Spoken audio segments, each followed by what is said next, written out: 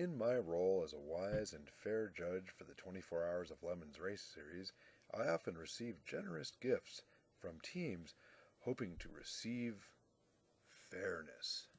At the 2024 New Orleans race, a team with a Juggalo theme gave me a 3-inch vinyl record player and a set of Insane Clown Posse discs. Of course, that got me to thinking about the audible warning systems that Nissan installed in some of their cars in the late 70s through the middle 1980s. Lights are on. This system used a tiny phonograph record, adapted from those used in the talking appliances that were popular in Japan during the 70s. In my day job as an automotive journalist, I go to junkyards to find interesting cars I can write about. In fact, I've written about over 3,000 of them. That means that I often run across the Datsun 280ZXs and Maximas that have the audible warning boxes with the tiny phonograph records, and I know just where to find them. In the 280ZX, they're in the right rear cargo area, and in the Maxima, they are by the driver's feet in the kick panel area. When I find these audible warning boxes in the junkyard, I buy them. That means I have a collection of many of them, in fact nearly 20. And no, they're not for sale, so don't ask.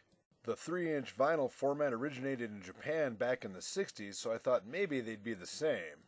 I had one audible warning box that didn't work, so I decided to extract the little record and see if it would play on my record player. As it turned out, the disc was slightly smaller and had a slightly larger hole than the 3-inch format. Both formats spun in the same direction, though I could tell that the 3-inch format was a little slower.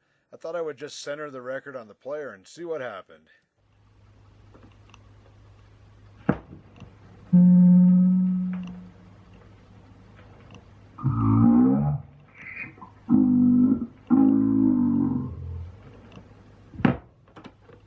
As it turns out, the 3-inch vinyl format spins at 33 1/3 RPM, while the Nissan audible warning box records spin at about 120 RPM.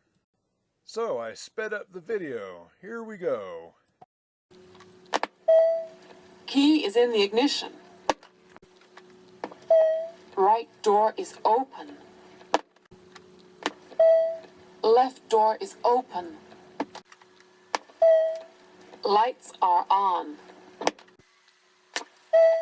Parking brake is on.